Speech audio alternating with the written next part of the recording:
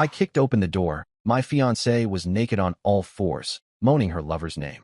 He just smirked until I pulled out my phone, and I'll never forget the sound the door made when I kicked it open. It wasn't just wood splintering against a lock. It was the sound of something inside me breaking clean in two. The first thing my eyes locked on was Brianna, my fiancée, the woman I had been planning to marry in less than 6 months. She wasn't just in bed. She wasn't just cheating. She was naked, down on all fours, her hair flying across her shoulders as she moaned another man's name into the sheets. Not mine. Curtis. The second thing I saw was him. Curtis, smirking at me, arrogant as hell, like he had been waiting for this exact moment. He didn't scramble for his clothes. He didn't flinch.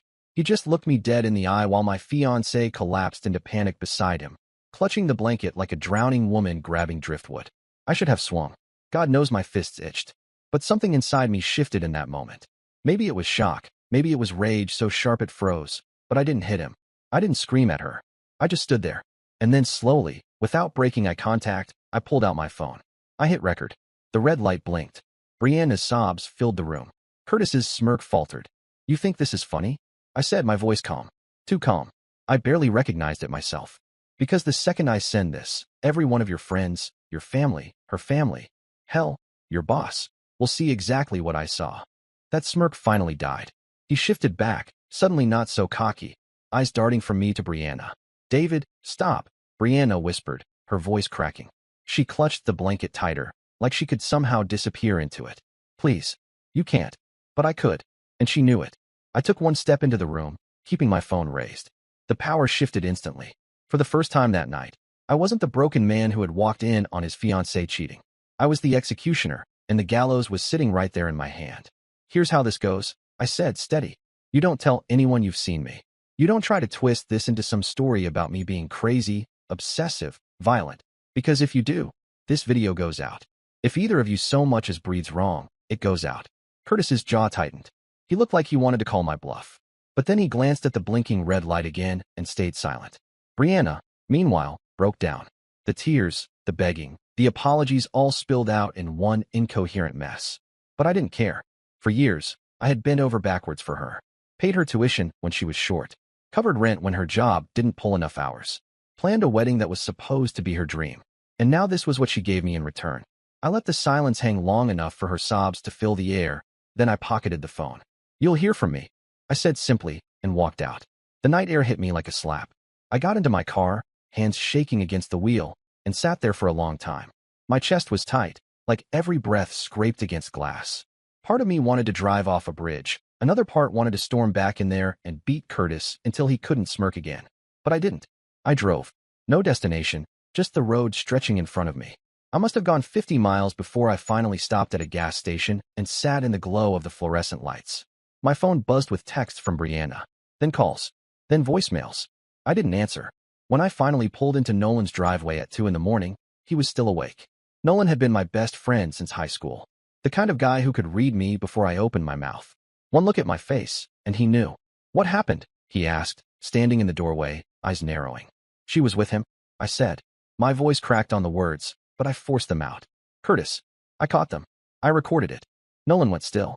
Then his jaw tightened the way it did when he was trying not to explode. "That son of a bitch," he muttered.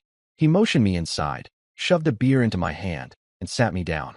"You're not going to just sit here and take it, right?" I shook my head. "I'm not going to hit him. I'm not going to scream at her. I'm going to make them choke on it. Every second. Every breath. They're going to know I could ruin them at any moment." Nolan leaned back slowly, a dangerous smile spreading across his face. "Now that's the David I know. Cold. Calculated.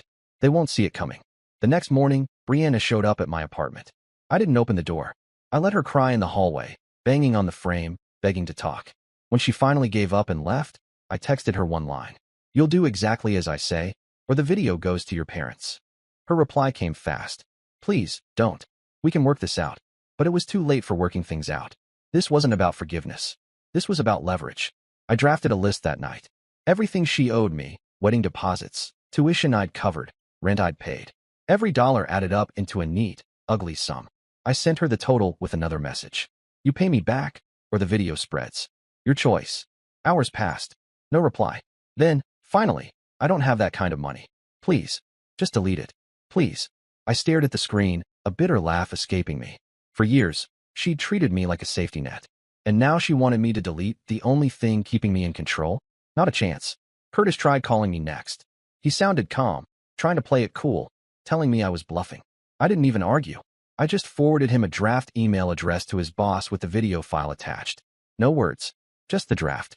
His call ended in less than 2 seconds. That night, I slept better than I had in weeks. But here's the thing about blackmail. It doesn't just trap the person you're holding it over. It traps them together. Brianna and Curtis were now bound by my silence. The more desperate she became, the more she leaned on him. The more he resented her for dragging him down, the more cracks would spread between them. And all I had to do was wait.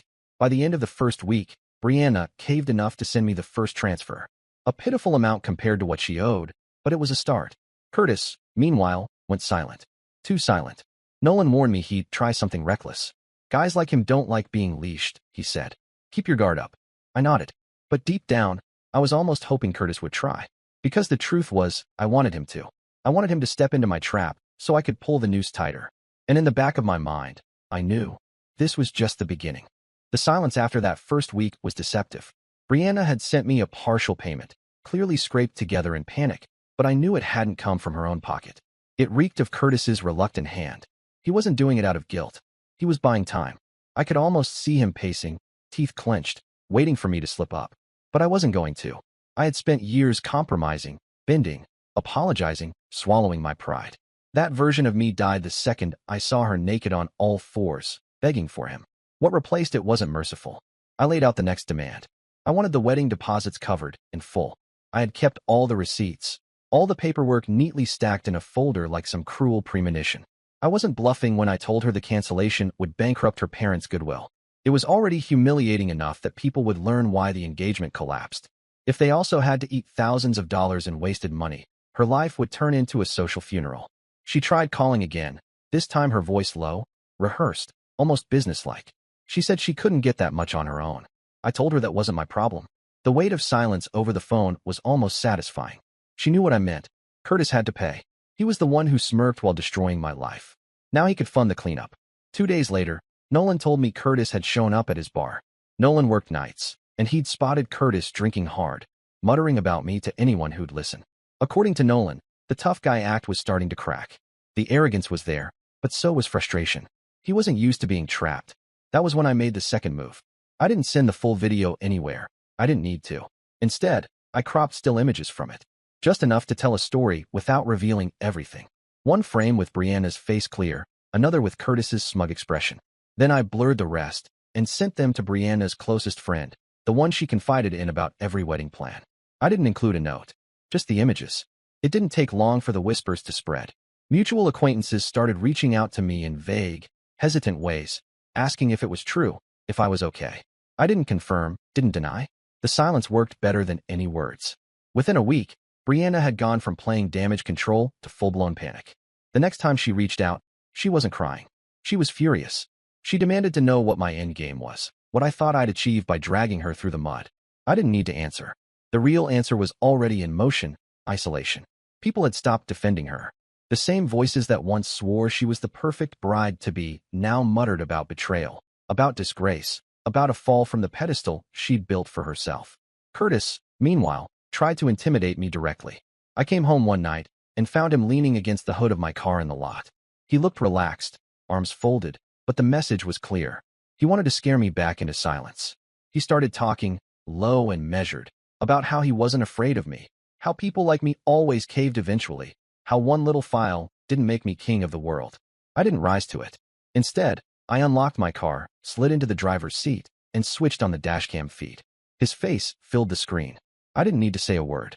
The look in his eyes told me he understood. If he laid a hand on me, he'd be the one explaining to the police why he'd been caught threatening me on camera. I let the engine roar to life, pulled out of the spot, and left him standing there, smaller than I'd ever seen him. That was the moment I realized how much the tables had turned. He wasn't smirking anymore. He wasn't the one in control. He was reacting, scrambling. And the more he squirmed, the tighter the leash got. The pressure began to break them apart. Brianna started sending frantic messages late at night, sometimes begging, sometimes raging, always circling the same question. What would it take for me to stop? I never gave her a straight answer. I just kept the demands coming in waves. First the deposits, then the tuition reimbursements, than the rent I'd covered. Each demand came with a ticking clock in my messages, and each time, she folded further. Nolan watched the transformation with me, half in awe, half in disgust. He told me once over a beer that I looked like a man who had found a new drug, that the power was eating at me. Maybe he was right. But when you've been humiliated in front of the world, the feeling of pulling strings behind the curtain becomes addictive. Her family eventually got dragged into it without even realizing.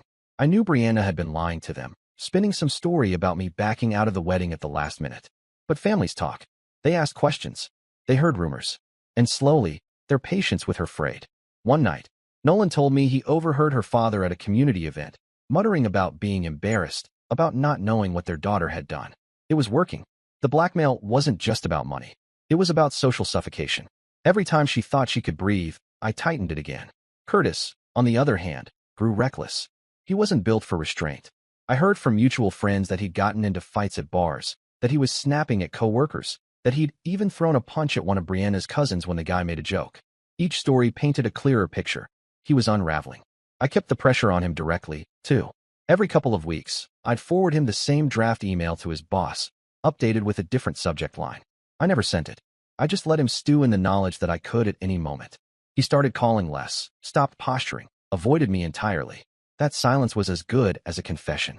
What fascinated me most was watching Brianna and Curtis turn on each other. Their texts, when they accidentally bled into mine through shared contacts, showed the cracks. She accused him of dragging her into this.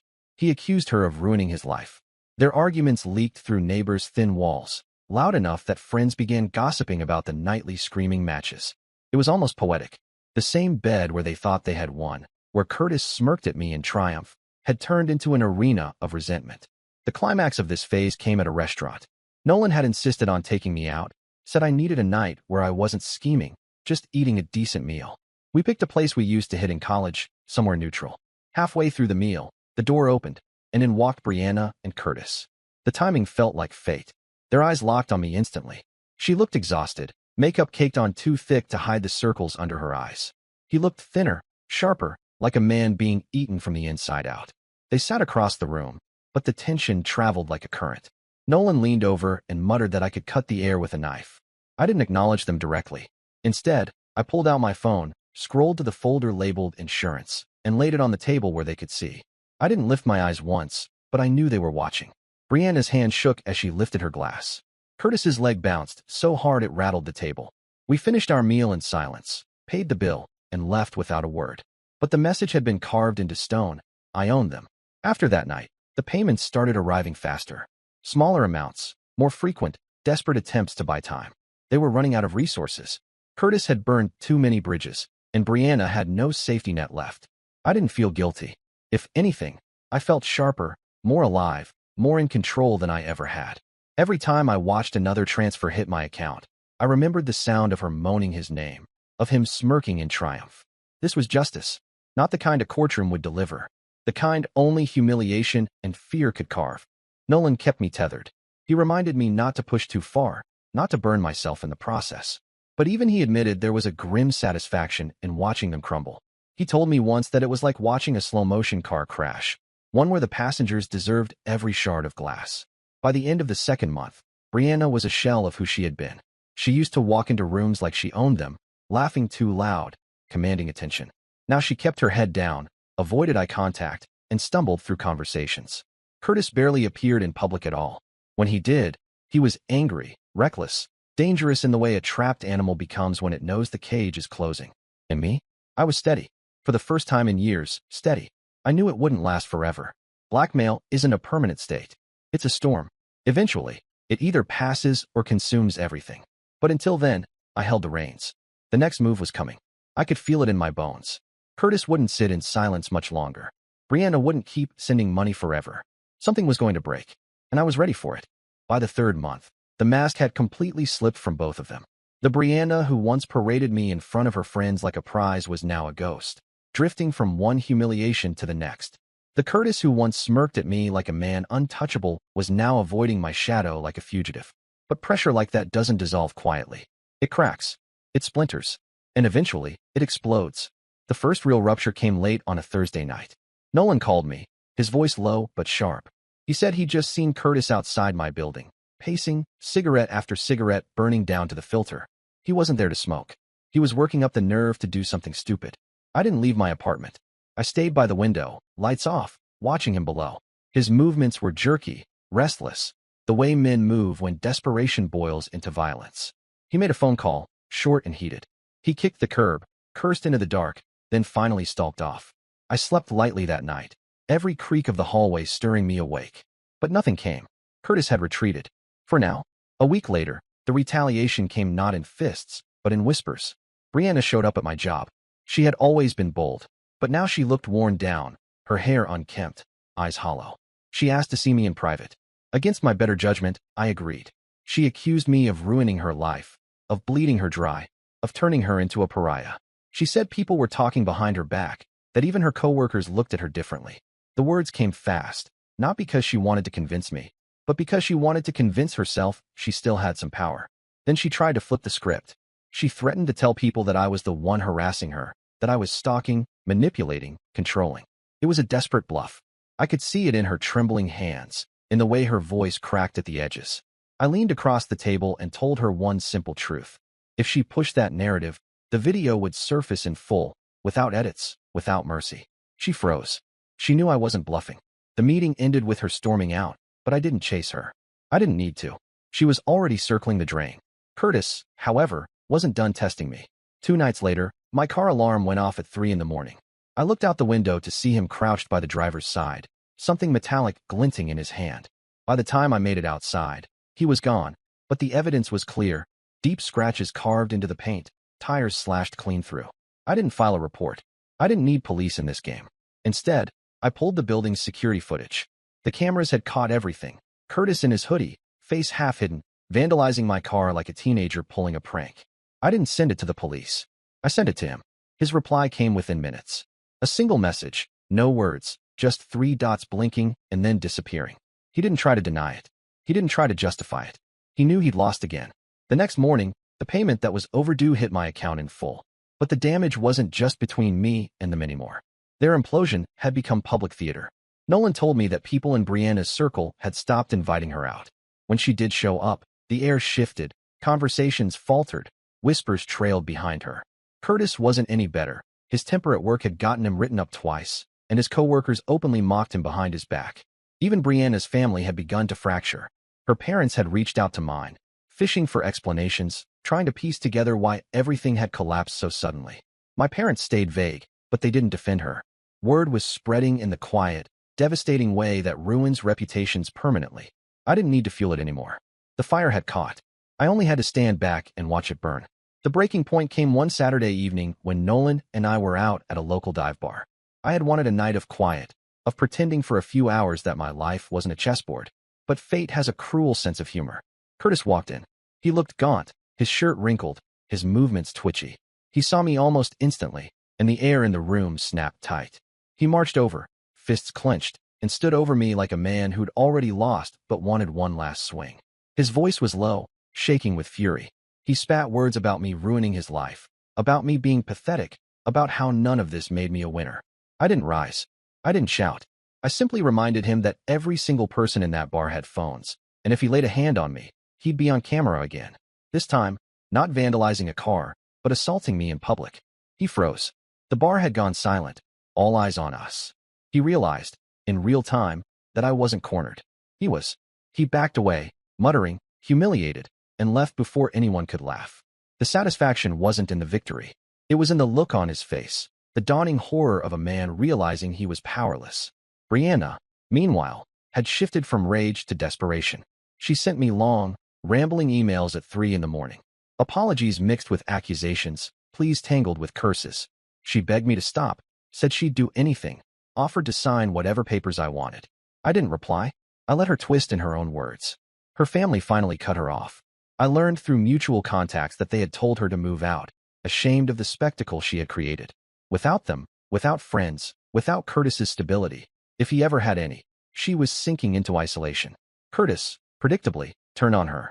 The gossip from neighbors painted a vivid picture of screaming matches at all hours, of objects thrown against walls, of doors slammed so hard they rattled the frames. Their love, if it ever existed, had decayed into open warfare. and I had lit the match. The irony was that while they collapsed, my life steadied.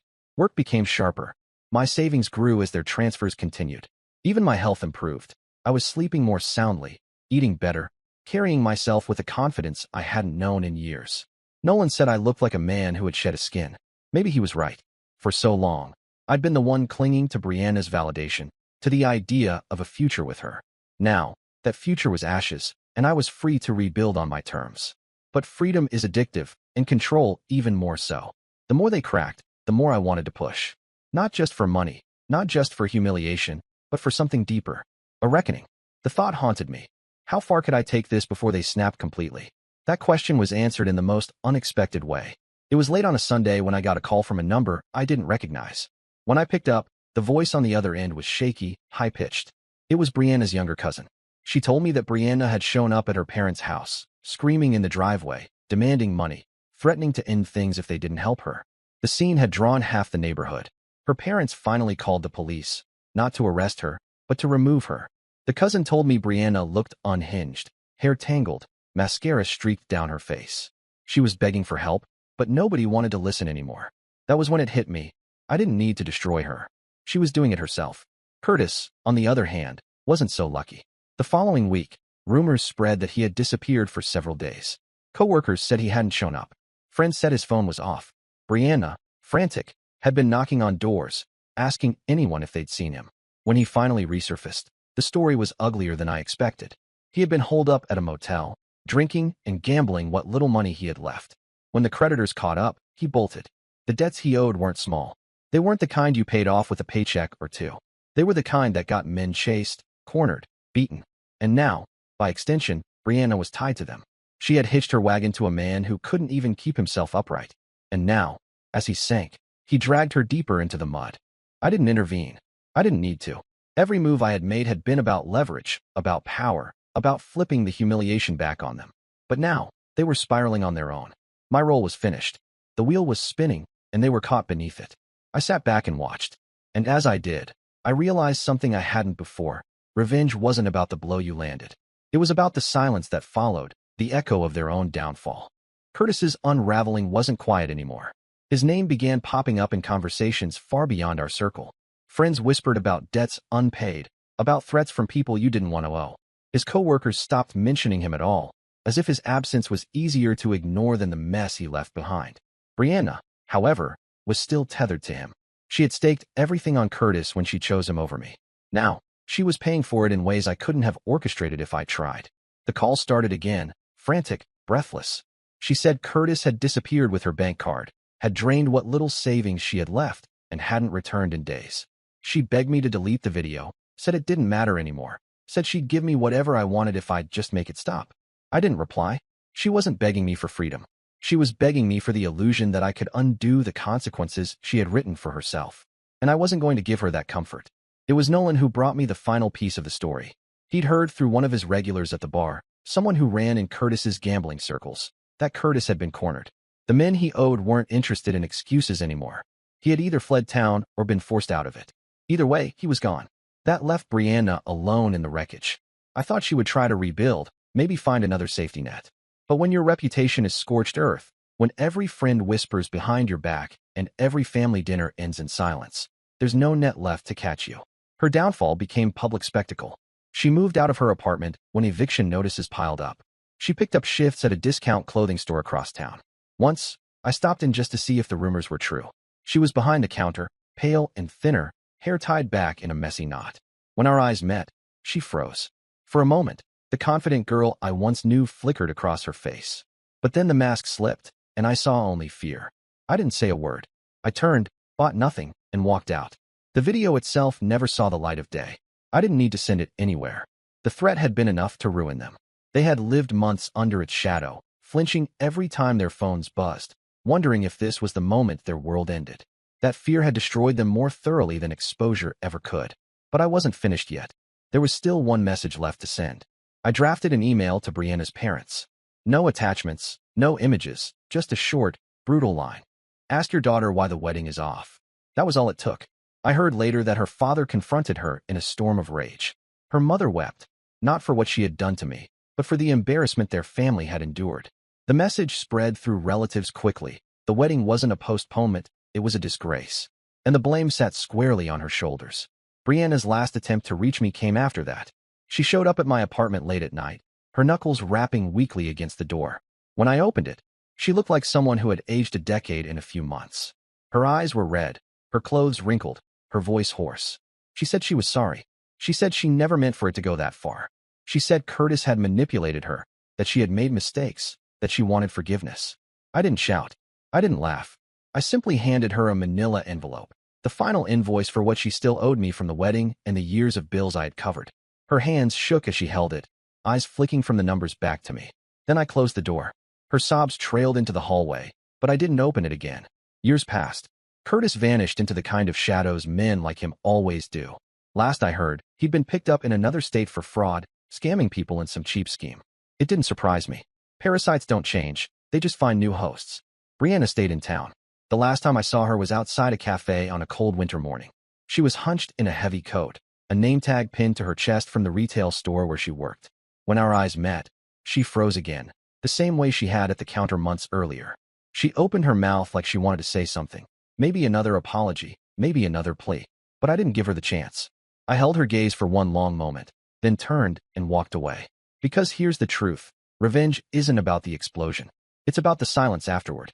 It's about the weight they carry long after you've stopped lifting a finger. I never leaked the video. I never had to. The real punishment was knowing I held it, that every smile she faked, every shift she worked, every strained conversation with her parents happened under the shadow of that file. She destroyed her life the second she let Curtis in. I just made sure she could never forget it.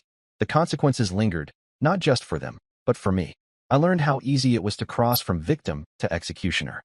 I had spent months orchestrating their humiliation, pulling strings like some cold puppeteer. Part of me worried that I'd gone too far. Another part reminded me that they had written this story themselves, and I had only turned the page. Nolan asked me once if I'd do it all again, if I'd choose the same path. I told him yes, not because I enjoyed the destruction, but because without it, I would have always been the man who was humiliated and left broken on the floor. Instead, I became the man who walked away while the people who betrayed me burned their own world down. That was enough. When I think back to that night, to the door exploding open and Curtis smirking at me like he'd won, I almost laugh. He thought he was on top of the world. She thought she had me wrapped so tightly I'd never escape. But the truth is, betrayal sharpens you. It teaches you who you really are when the mask is ripped off. And me? I wasn't the victim they expected. I was the reckoning they never saw coming. And that's the story. If you're still here, that means you're one of us. So go ahead, hit that subscribe button.